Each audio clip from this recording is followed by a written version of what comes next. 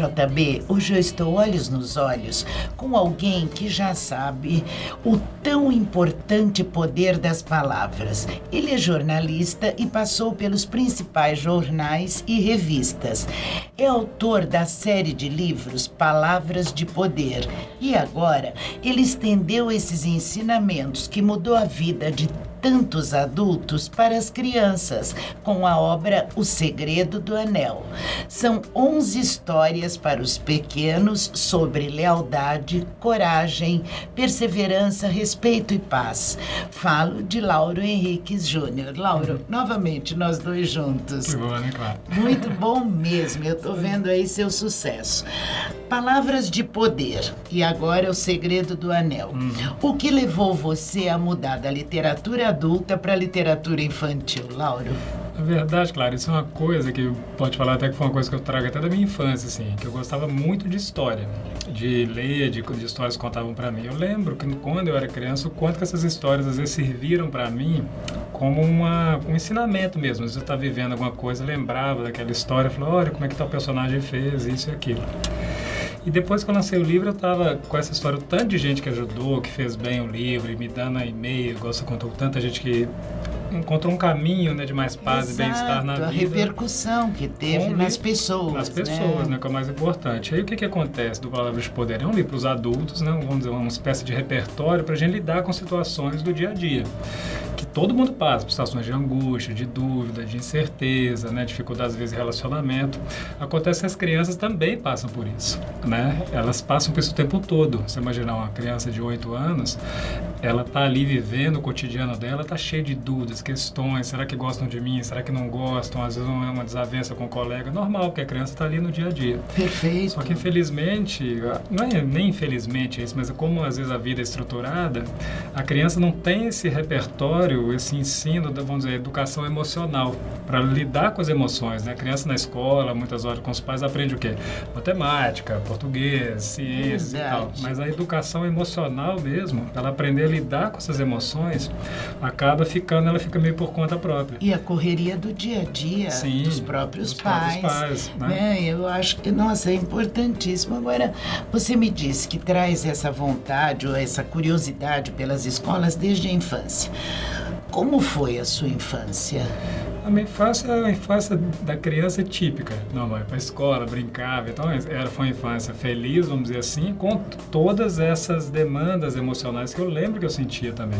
Ah, será que aquela menininha gosta de mim? Né? Que é coisa da criança, É a né? primeira coisa, uma coisa né, que a gente Laura? pensa. Será que meu colega ficou bravo que eu falei aquilo? Aí meu irmão, como assim? Agora o brinquedo foi para ele? Sabe essas coisas? Sei. Então, essa infância que a gente todos nós vivemos, e o que é interessante é que a gente carrega aspectos disso até hoje. Até hoje, né? Verdade. Todo mundo, e quando convive com uma criança ainda, aí que você recebe essa, né, você que é avó, então você recebe a criança te falando que você lembra de situações que às vezes a gente passou e que às vezes nem foram tão bem elaboradas. Não, e naquela época, assim, eu acho que as crianças não eram tão curiosas, nem se davam conta de tantas coisas que existiam à volta.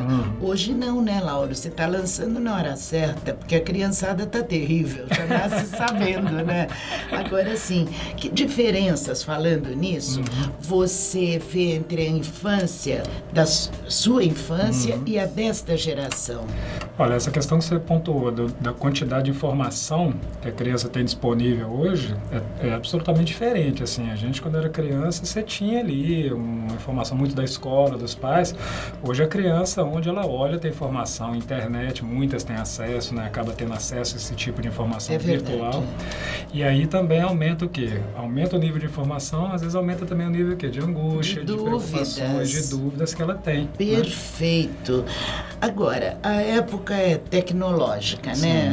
Eu fico passada como as crianças ficam de noite com os iPads, notebooks, os computadores, os celulares na mão, uma coisa assim, do jeito que elas sabem lidar e que gostam, né? Eu pergunto a você, como está o interesse da criança, sob a sua ótica, pelos livros? Então, aí o papel das histórias, que eu acho super bacana também, nesse aspecto. Porque a criança, quando ela fica nesse mundo tecnológico, não sendo nada maniqueísta, falando isso é bom, isso é ruim, né? Mas assim, é uma parte da vida, mas o mundo da tecnologia, igual você contou, às vezes o iPad, a criança fica ela e o computador, ela e o iPad, ela é a interação com os outros, com a relação com a pessoa se perde, empobrece. O papel das histórias, do livro nesse aspecto, quando uma criança está lendo, ou o pai está lendo para o filho, não é só a história que está sendo compartilhada, está sendo compartilhado também o quê? Aquela emoção, aquele sentimento. Então, o livro, as histórias servem também para quê? Além desse repertório emocional, serve para quê? O compartilhar do tempo juntos. O Rubem Alves, que é uma das pessoas que eu conversei no Palavras de Poder, ele falou uma coisa na entrevista super bacana, ele falava assim, uma coisa que a gente devia introduzir nas famílias seria o quê? Meia hora por dia que seja, você nem é tanto tempo preciso fazer. Meia hora por dia você faz o quê? Você introduz um tempo de pai, filhos, na família. Que você vai fazer o quê? Você vai contar histórias, você vai ouvir música, você vai assistir um filme juntos, mas um filme, uma coisa que tem um sentido ali de... Eu acho que o filme até tiraria. Eu seria uma história, eu contar, tocar um instrumento. Com sentido de um pouquinho de aprendizado. De aprendizado. Das coisas da vida. E sobretudo de compartilhar esse tempo juntos. Nossa, né? Nem me fala. Agora, o critério de escolha, porque eu observei, é maravilhoso esse livro. Bom, eu já sou fã do Palavras de Poder, quando você lançou, esteve aqui comigo. Aqui eu observo o seguinte, os temas são fortes, não é? Você colocou temas bem fortes numa leitura bem amena, digamos. Como é que foi essa escolha dessas histórias? O critério de escolha? O critério foi bem imaginar assim, as várias situações pelas quais a criança pode passar. Então ali, por exemplo, são 11 histórias, nenhuma delas tem um tema que se repete. Então foi para quê? Para que ela descubra um repertório emocional mesmo. Que ela, então agora é o momento que eu briguei com alguém. Eu tô com raiva, eu tô com ressentimento. Como é que eu lido com isso? Que é uma coisa pesada de pessoa, que é ressentimento com alguém. Exato. Que leva os temas são fortes. Mas o tema é forte, mas o jeito que a história é contada fica super leve. A criança não se sente né? Não tem nenhuma ali, olha, então a moral da história é essa. Não, ela passa na história, ela vai ficar feliz, dar risada, mas aquele ensinamento, ele é passado, um ensinamento importante. Você imagina um irmão que fica sem conversar com o outro. Né? Que coisa mais difícil que é. Tem uma história que fala disso. Como é que foi lidado isso entre os irmãos? Aí, na hora que a criança lê aquilo, ela fala, olha, tá o meu colega, o meu irmão, que seja que eu briguei ontem, olha como é que a gente pode criar, né? Voltar a se falar. E você acha que esse tipo de coisa, por exemplo, entre os irmãos, o aprendizado leva também para amiguinhos, para colegas da escola? Você acha que é extensivo? Tudo. Eu acho que as relações mesmo, né? Uma coisa que a criança aprende, às vezes numa situação que ela viveu com um colega, ela leva para o resto da vida dela, aquele aprendizado. Ela vai exercer isso com a mãe, com o pai, com os irmãos, com a família e também depois que ela crescer, que ela for pai, que ela for mãe, ela também exerce aquilo com o filho, com a filha, em todas as relações, na verdade. Esse aprendizado que é legal das histórias, e foi uma coisa bacana. Muitos pais, eu tenho recebido uns e-mails assim super emocionados, falando, nossa, eu estava lendo essa história para minha filha, isso uma mãe me escreveu, né? Eu estava lendo essa história para minha filha, e na hora eu fiquei tão emocionada com o conteúdo, a resolução do caso, que eu lembrei do que eu vivi e aquilo com a minha filha, a gente tinha passado uma situação parecida em tal data. Então, assim, esse compartilhar do sentimento, muito mais de novo do que a leitura. Sim, né? E é o que mais você gosta, é receber o feedback eu adoro, e saber como as coisas, o resultado disso. Porque dos adultos você já tem muitos com palavras de poder, né? Agora é a hora da gente esperar o do Segredo do Anel. Já estão acontecendo. Você acha que ensinar é uma forma de aprender, Lauro? Ah, sim. Com certeza. O Guimarães Rosa tem uma frase que ele fala assim, que é linda. Ele fala assim, mestre não é aquele que ensina. Mestre é aquele que, de repente, aprende. Né? Então, quando a gente está compartilhando uma coisa, supostamente a gente é adulto, estou ensinando a criança, na verdade você está aprendendo com ela, né? Coisas que ela funciona como se fosse vamos dizer, a pessoa quando vai fazer terapia, o que ela está buscando? Alguém que ouça, né? Que te ouça, que te acolha, naquele momento você está vendo uma criança, quando você supostamente está ensinando para ela, o que ela está fazendo? Está te ouvindo, está te escutando, está te ajudando a que vocês dois cresçam juntos, na verdade, né? É pura verdade. Então esse aprendizado, que quando o Guimarães Rosa fala, mestre é quem aprende, né? Que de repente aprende. O que é isso? É isso quem mesmo. Se dá conta. Mestre é esse que dá conta, que está o tempo inteiro aprendendo. É verdade. Lauro, Eu queria que você contasse para mim, depois você vai me dizer se você tem agora um novo projeto, porque você não para, né? Eu já sei. Quando você veio conversar comigo sobre Palavras de Poder, você já me sinalizou que viria O Segredo do Anel, que eu lembro muito bem. Fala para mim, por exemplo, uma história que tenha no livro sobre respeito, porque hoje a criançada tá um tal de sair andando, que eu vejo, e não dá muito conta do que os pais mandam, é uma teimosia mais ou menos generalizada, pelo menos todas as mães que eu ouço, escutam, me falam disso. Eu queria que você contasse uma historinha sobre respeito. Respeito. Olha, essa história que me veio, essa aqui agora, que tem a ver com respeito, nesse aspecto até muito pelo outro. Essa história fala disso. O filósofo Sócrates estava lá, né, uma história lá, vamos dizer, bem lá, vai remeter na Grécia ainda. Né? Então Sócrates lá chega um cara todo esbaforido, correndo. Deixa eu te falar uma coisa que eu tenho que te contar sobre um amigo seu. O que aconteceu? E fala, não, peraí. Mas eu quero, você me conta, ok, mas vamos primeiro, a gente vai ver se você vai passar no teste dos 3 filtros. Primeiro filtro, vamos ver, é verdade isso que você me fala? Você tem certeza que é verdade? Aí o cara que chegou lá pra fofoca, né, pra falar o caso, não, bem, me contaram, não tenho certeza se é verdade. Sim. Então tá, então não passou do primeiro filtro, que é da verdade. Vamos ver o segundo filtro, que é da bondade, se isso é uma coisa boa. O que você tem para falar do meu amigo é uma coisa boa? De forma alguma, isso que eu vou falar do seu amigo é terrível, você não acredita no que ele fez. Então não passou nem no filtro da verdade, nem no da bondade, porque não é uma coisa boa. Então vamos ver o terceiro filtro. Isso é útil para mim, que você vai falar? Aí o cara vira, não, na verdade não faz diferença, não tem diferença nenhuma. Eu falo, bom, então senão você não sabe se é verdadeiro. Não é uma coisa boa e nem é útil para mim, para que você vai me contar? Não precisa me contar. E o cara fica em silêncio e sai, né? Então essa coisa a gente vai falar, os 3 filtros. Esse respeito da gente ter pela vida do outro. Né? Quando a gente vai falar da vida do outro, né? A internet, então, atualmente é assim, o cara lê aqui, clica e replica e vai embora. Verdade, uma invasão total. Você me falou agora há pouco sobre irmãos que não se falam. Me dá um exemplo historiano. Essa história super bonita e que criança, quando lê, também vê. 2 irmãos, né? Eram melhores amigos, viviam na fazenda vizinha. Essa história, quando eu trouxe ela, assim, foi uma coisa. Eu falei, gente, olha isso, como é que é real. Eu vivi isso.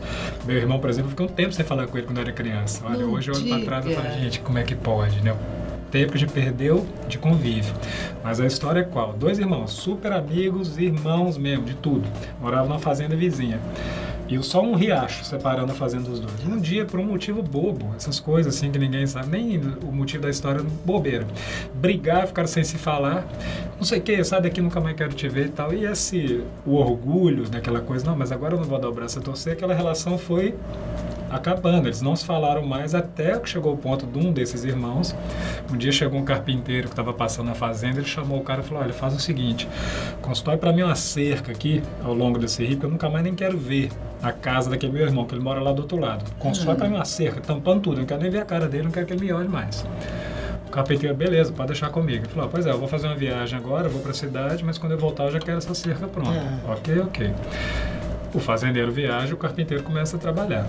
Passa o tempo, volta o fazendeiro de viagem, na hora que ele chega, ele fica doido de raiva, revoltado. O que o carpinteiro fez? Em vez de fazer uma cerca tampando a fazenda do irmão do outro lado, o que ele fez? Ele fez uma ponte ligando a terra dele com a terra do irmão, por cima do riacho. Ele fez uma ponte. Ele já ia xingar o carpinteiro puto do que ele tinha feito. No que ele desceu já xingando o cara, quem que ele viu? Andando pela ponte, vindo pela ponte de braço aberto assim. Imagina, era o irmão dele vindo de braço aberto, acreditando que olha o que o meu irmão mandou construir pra gente voltar a se falar. Então veio o outro irmão emocionado, ele viu o irmão dele, ficou emocionado também, os 2 se abraçaram lá no meio da ponte, deram aquele abraço, refizeram, né, a amizade. Pra ser. O carpinteiro do lado ali, aí ele tá indo embora, o fazendeiro que tinha contratado, não, fica aí com a gente, por favor, nossa, vem morar com a gente aqui, você vai ter muito trabalho aqui. Não, eu tenho que ir embora, eu tenho muita ponte para construir. Ai, que bárbaro. Olha só super que exemplo. Bonito. Que coisa lindo. linda. Então, em vez de fazer uma cerca entre a pessoa, isso não está escrito no livro mais, a história acaba ali, a criança terminou. Ali, a criança tem Mas que o que ela deduzir. guarda, né? Pô, em vez de eu fazer uma cerca com as pessoas que por algum motivo eu fiquei chateado, ressentido, que isso vai acontecer na nossa vida sempre, Sempre. cria uma ponte entre, né, entre De união. ele e... Isso é união. A união. Bárbaro. Tá com algum projeto? Vamos curtir esse aqui por enquanto. Olha, esse eu tô curtindo também, Palavras de Poder agora, que esse aqui que era o primeiro volume, ele tá com uma nova edição, né? Tá chegando de novo agora com capa nova e tudo. E eu fiz uma tradução do livro do Osho, o mestre indiano, ano passado. Agora, esse ano, eu vou começar a fazer uma tradução do novo livro dele. É o Osho fazendo uma análise do livro do Nietzsche. Então, e aí você volta aqui para me contar. Tomara. Laura, eu tenho só uma curiosidade mais com você, porque a gente já chegou ao finalzinho. Quando eu entrevistei você para o Jornal da Aula, para minha coluna, eu perguntei a palavra que conduzia a sua vida. Você me disse alegria. Aí você veio aqui, você já estava numa outra fase. Você me disse amor. E hoje, qual é a palavra que conduz a sua vida? Oh, Clara, hoje eu posso dizer mesmo, a palavra, até esse anel que eu coloquei aqui, um símbolo disso. Para mim a palavra hoje é simplicidade. Que joia. Simplicidade. Nossa, isso aí é poder e sucesso no futuro, com certeza. Muito obrigada, querido. Sucesso no Segredo do Anel, sucesso nas palavras de poder, porque você ajuda muita gente com essa tua leitura gostosa. Gente, obrigada, querido. Até a próxima. JB, eu acabo de conversar com Lauro Henriques Júnior. Ele, todas as vezes que vem, virá numa próxima, se Deus quiser. Ele fala tão gostoso sobre esses livros que a gente ficaria muito tempo ao lado dele. Muito obrigada a todos que ficaram conosco até agora. Para você e para todos, João, um beijo.